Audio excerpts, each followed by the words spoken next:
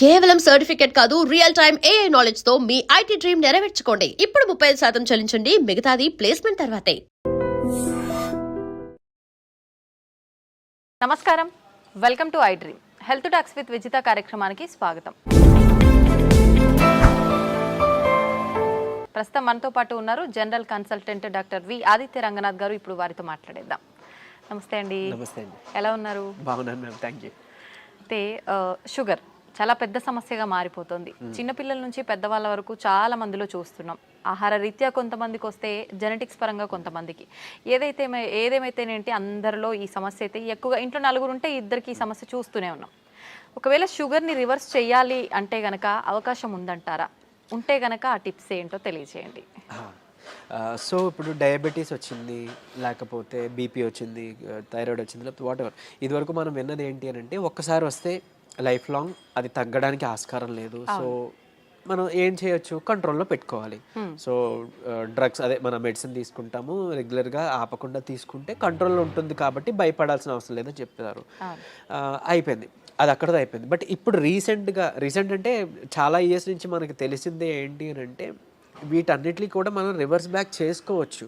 కాకపోతే ఆ పద్ధతి తెలియక, చాలా మంది అవేర్నెస్ లేక ఇంకా అదే భయంతో ఇప్పటికీ ఉన్నారు. అంటే ఒక్కసారి వస్తే తగ్గదు, మనం ఖచ్చితంగా టాబ్లెట్స్ మీద బ్రతకాలి లైఫ్ లాంగ్. సగం ఆ థాటే ఇంకా అనారోగ్యం తీసుకొస్తుంది అనమాట. సో అసలైన నిజం ఏంటి అని అంటే డయాబెటీస్ని కూడా మనం రివర్స్ చేసుకోవచ్చు ఖచ్చితంగా. అంటే నేను చెప్తుంది రివర్స్ అంటే పూర్తిగా డయాబెటీస్ అసలు లేకుండానే మనం ఫర్దర్గా మనం జీవించవచ్చు, మన లైఫ్ లీడ్ చేయొచ్చు. అవకాశం ఖచ్చితంగా ఉంది. అంటే ఆరోగ్య సూత్రాలు పాటించడం వల్లనే. ఏంటండి మరి అవి? సో మెయిన్గా ఇప్పుడు డయాబెటీస్ రావడానికి కారణం ఒకటి ఇన్సులిన్ రెసిస్టెన్స్. సరే, ఇన్సులిన్ రెసిస్టెన్స్ అంటే ఏం లేదండి, ఇప్పుడు మనం ఎక్కువసార్లు తీసుకుంటాం, డే మొత్తంలో ఎక్కువసార్లు తినడం, లేదా ఏదైనా మధ్యలో గ్యాప్స్లో మళ్ళీ ఇప్పుడు లంచ్, డిన్నర్, పొద్దున్న బ్రేక్ఫాస్ట్కి మధ్యలో మళ్ళీ ఏదైనా టీ, ఏదో కాఫీ అలవాటు ఉంటుంది, లేదంటే ఇంకేదైనా స్నాక్స్ తింటాం. ఇలాంటి అలవాటు ఎక్కువ అయిపోయి ఏంటి అని అంటే మనం ఏది తిన్నా ఏది తాగినా, అంటే వాటర్ తప్పిస్తే మిగిలిన ఏం తీసుకున్నా మన బాడీలో ఇన్సులిన్ ప్రొడక్షన్ జరుగుతుంది. సో టైప్ 2 డయాబెటీస్ అంటాం ఏంటి, ఇన్సులిన్ ప్రొడక్షన్ ఉంటుంది మన బాడీలో, జనరేట్ అవుతుంది, కానీ ఆ కణాలు సరిగ్గా ఇన్సులిన్ని యూజ్ చేసుకోలేకపోతున్నాయి. దాన్ని టైప్ 2 డయాబెటీస్ కింద పరిగణిస్తున్నారు. ఒకవేళ ఇన్సులిన్ ప్రొడక్షనే లేదు బాడీలో, మన ప్యాంక్రియాస్ సరిగ్గా పనిచేయట్లేదు, అందులో ఐలెట్స్ ఆఫ్ లాంగర్హాన్స్ అని ఒక కణాలు ఉంటాయి, దాని నుంచే మనకి ఇన్సులిన్ వస్తుంది. సో ఇన్సులిన్ సరిగ్గా ప్రొడక్షన్ లేదు అని అంటే అది టైప్ 1 కింద మనం పరిగణిస్తున్నాం. చిన్నపిల్లల్లో కూడా టైప్ 1 అది చూడొచ్చు. సో ఇప్పుడు ఇన్సులిన్ ప్రొడక్షన్ జరిగి మనం తిన్న ప్రతిసారి మన గ్లూకోజ్ లెవెల్స్ ఏదైతే ఉందో అది మేనేజ్ చేయడానికి ఇన్సులిన్ ప్రొడక్షన్ జరిగి, అంటే స్పైక్ అయ్యి అది కంట్రోల్ తీసుకొచ్చి మళ్ళీ అది ఇన్సులిన్ తగ్గి ఆ స్పైక్ తగ్గి మళ్ళీ మనం తింటున్నాం, మళ్ళీ పెరుగుతుంది కదా. ఇలా అస్తమానం పెరిగి తగ్గడం వల్ల మన బాడీ అలవాటు పడిపోతుంది ఆ సెట్ అయిన ఇన్సులిన్ లెవెల్కి. సో ఇన్సులిన్ రెసిస్టెన్స్ వచ్చేస్తే ఏమవుద్ది, ఇదే గ్లూకోజ్ని, అంటే రోజువారీ తినే సేమ్ అదే మోతాదు ఒక గ్లూకోజ్ని మనకి ఇప్పుడు మెటబలైజ్ చేయాలి అని అంటే ఇన్సులిన్ ఈ మోతాదుకి మించి ఇంకా ఎక్స్ట్రా ప్రొడక్షన్ జరగాల్సి వస్తుంటుంది అనమాట. అంటే ఈ లెవెల్కి అది కంట్రోల్కి రావట్లేదు, దాన్నే ఇన్సులిన్ రెసిస్టెన్స్ అంటున్నాం. సో మనం చేయాల్సిన పని ఏంటి అంటే ఇన్సులిన్ రెసిస్టెంట్ తగ్గించి ఇన్సులిన్ సెన్సిటివిటీ మనం పెంచుకోవాలి ఒకటి. తర్వాత ఆహారంలో చిన్న మార్పులే, అంటే ఇప్పుడు డయాబెటీస్ మనం ఇది చేయాలి అని అంటే సరే ఏముంది రైస్ మానేయండి అని చెప్తారు, అంతే కదా, మాకు చాలా ఇబ్బంది, మేము చేయలేము అని అంటారు. అలా ఏం కాదు, కొన్ని పద్ధతులు ఉన్నాయి, నేను చెప్తాను ఇప్పుడు ఖచ్చితంగా. అది పాటిస్తే ఏకంగా డయాబెటీస్ చక్కగా కంట్రోలే కాకుండా రాబోయే రోజులు, అంటే మీకు ఫస్ట్ 3 months 4 months కంట్రోల్ తెచ్చుకుంటారు. ఆ పైనుంచి మనకి టార్గెట్ ఏంటి అని అంటే మనం వాడుతున్న మెడిసిన్ నెమ్మదిగా డోస్ తగ్గించుకోగలగాలి. అంటే తగ్గించగలగాలి అంటే ఆటోమేటిక్గా మనకి లెవెల్స్ తగ్గితే యాజ్ ఏ మీ డాక్టర్ కానీ మేము కానీ తగ్గించగలుగుతాం కదా. తగ్గించిన తర్వాత దీన్ని పూర్తిగా రివర్స్ బ్యాక్ చేసుకొని నార్మల్ లైఫ్, అంటే ఆ ఫుడ్ని తీసుకుంటూ చక్కగా మనం ఎలాంటి ట్రీట్మెంట్, అంటే ఈ డ్రగ్స్ తీసుకోకుండా ఉండడం. మళ్ళీ అది తగ్గిపోయిన తర్వాత మళ్ళీ పంచదార తినేస్తాం, మైదా పిండి తినేస్తాం, గోధుమ పిండి తినేస్తాం, లేకపోతే ప్రాసెస్డ్ ఫుడ్ తినేస్తాం. అంటే అసలు అదే మెయిన్ ప్రాబ్లం. అంటే high saturated fats, high carbohydrates ఉండడం వల్లనే మనకు వస్తుంది. ఇది వరకు వాళ్ళకి, అంటే మన పెద్దలకి అప్పట్లో ఎందుకు రాలేదంటే వాళ్ళు ఇవేం తీసుకోలేదు కాబట్టి వాళ్ళకి రాలేదు. సో మనం అది ఫుడ్డే ఇది ఫుడ్డే కదా, ఏదో నార్మల్ లైఫ్, అంటే తగ్గిన తర్వాత మళ్ళీ తినేయొచ్చు అన్న వాళ్ళకి ఇది ఆన్సర్ చెప్తున్నా. సో అది కాదు, నార్మల్గా మీరు రైస్ తీసుకోవచ్చు, రైస్ పూర్తిగా మానే అవసరం లేదు, కాకపోతే రైస్తో పాటు కొన్ని తీసుకోవాల్సి ఉన్నాయి. సో చూడండి, సింపుల్ టెక్నిక్. హై కార్బోహైడ్రేట్స్ తీసుకోకూడదు, హై కాంప్లెక్స్ కార్బోహైడ్రేట్స్ తీసుకోకూడదు, తర్వాత హై సాచురేటెడ్ ఫ్యాట్స్ తీసుకోకూడదు. సో ఇవి తప్పిస్తే మరి మిగిలిన ఆప్షన్ ఏంటి? కొంతమంది ఇక్కడ ఏం చేస్తారంటే కార్బోహైడ్రేట్స్ తీసుకోకూడదు అన్నారు కాబట్టి పూర్తిగా కార్బోహైడ్రేట్స్ని తగ్గించేస్తున్నారు. అంటే నో కార్బోహైడ్రేట్ ఫుడ్ అంటారు, అలా వెళ్ళిపోతున్నారు, కీటో డైట్స్ అని. అలా వద్దు. అలా అయితే ఏమవుతుందంటే మనకి ఇన్ని సంవత్సరాలు లేదా ఇన్ని జనరేషన్స్గా మనకి బాడీకి కార్బోహైడ్రేట్స్ అలవాటు, సో దాని డైజెషన్ అలవాటు. సో అక్కడి నుంచి మళ్ళీ అది బ్రేక్ డౌన్ అయ్యి గ్లూకోజ్ కింద మనకి కన్వర్ట్ అవుతుంది, మనకి శక్తిని ఇస్తుంది, బాగుంది. మీరు తినడం మానేస్తే ఒకటి మీకు కూడా బాడీకి అది కొత్తది ఏంటంటే కార్బోహైడ్రేట్స్ అసలు అది డైజెషన్ చేసే ఒక పద్ధతే మర్చిపోద్ది మన బాడీ. సో రేపు పొద్దున్న నార్మల్ సింపుల్గా కార్బోహైడ్రేట్స్ తీసుకున్నా దానికి చాలా కష్టపడాల్సి వస్తుంది. అండ్ ఈవెన్ ఒకవేళ జెనెటికల్గా నెక్స్ట్ జనరేషన్స్ పాస్ అయిన అయింది అనుకోండి, అది ఇంకా ఇబ్బందిగా. అంటే నార్మల్ అన్నమే మనం అరాయించుకోలేకపోవచ్చు, లేకపోతే నార్మల్ సమోసానే ఎంజాయ్ చేయలేకపోవచ్చు మనం. సో అట్లా. సో సరే, ఓకే, హై కార్బ్స్ అంటే తెలుసు, ఈ రైస్ నార్మల్గా అవి తీసుకునేవి.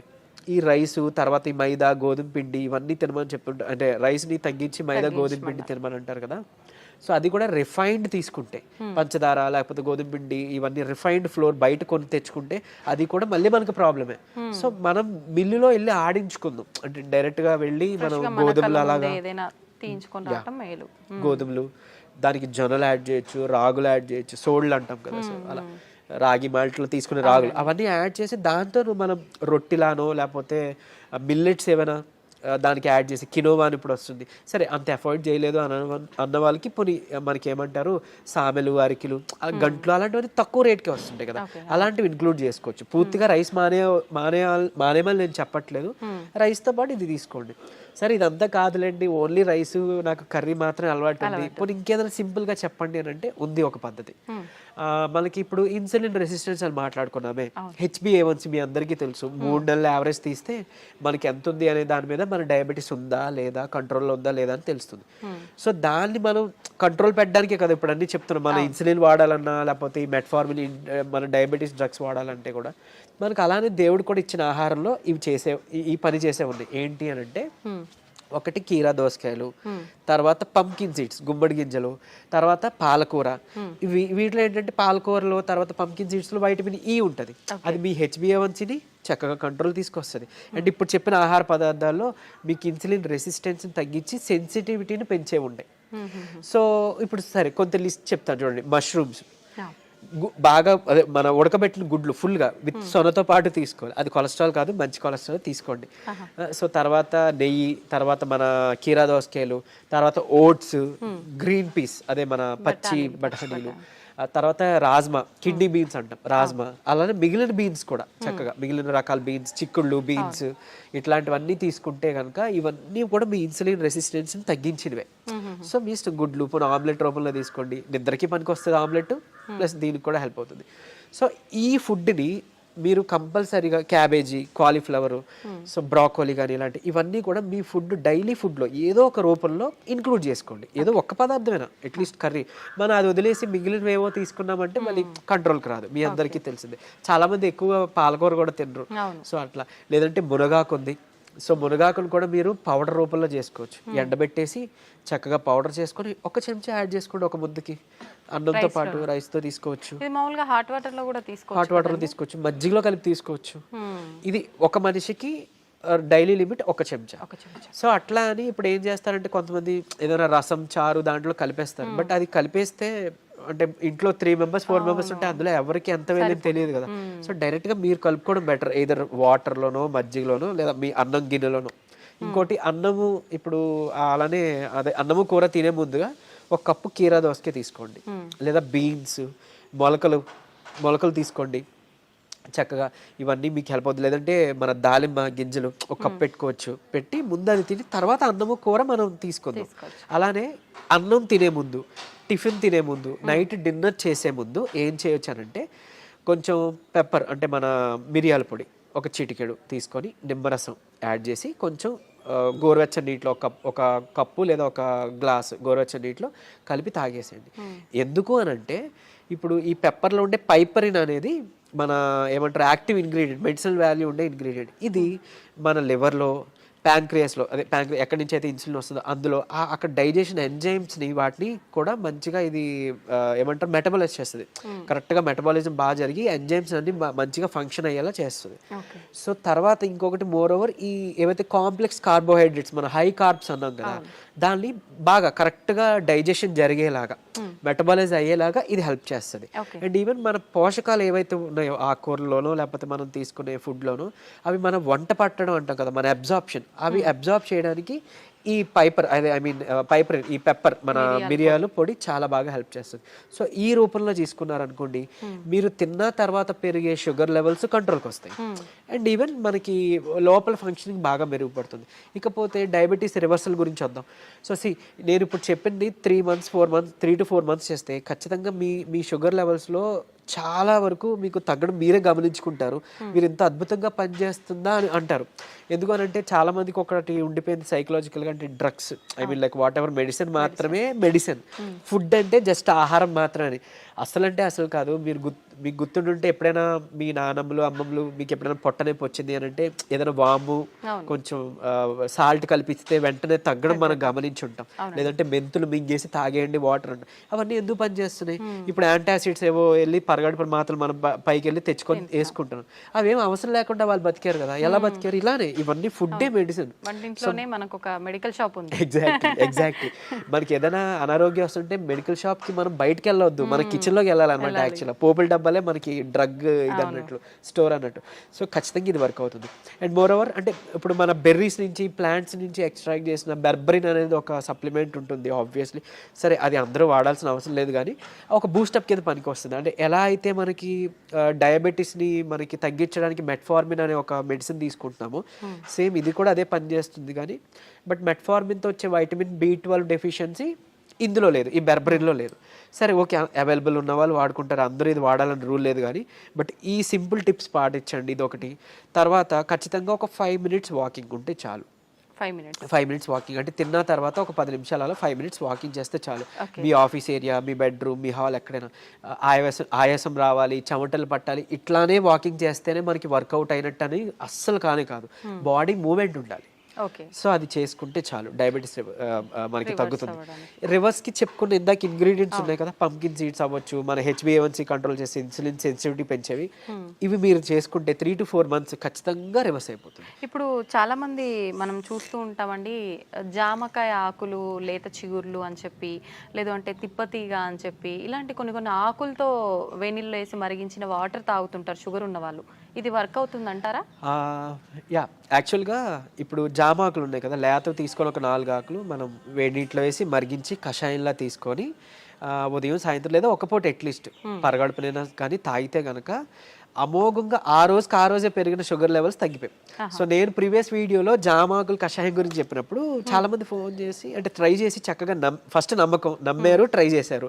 చేసి ఒక 2 daysలో వాళ్ళు ఫోన్ చేసి, సార్ అంటే మాకు 1 day 2 dayలోనే ఇంత బాగా పనిచేస్తుంది, కంటిన్యూ చేయొచ్చు అంటారా, ఎక్కువ కాలం అన్నారు. బేసిక్గా చేయొచ్చండి, చేసుకోండి అని చెప్పారు.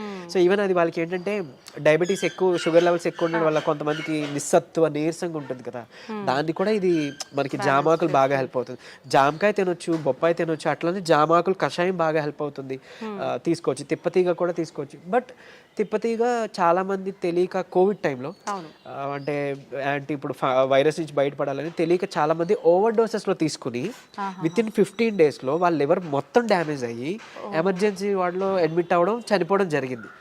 కానీ నేను ఇక్కడ చెప్పే ఒక ముక్క, తిప్పతీగ ప్రాబ్లం కాదు, ఓవర్ డోస్ ప్రాబ్లం. కాబట్టి తిప్పతీగని మనం ఇప్పుడు ఒకవేళ ఒక లైక్ 1 inch తీసుకున్నాం అనుకోండి, ఆ రూట్ ఏదైతే ఉందో దాన్ని బాగా బాయిల్ చేసి మనం దాన్ని తాగొచ్చు.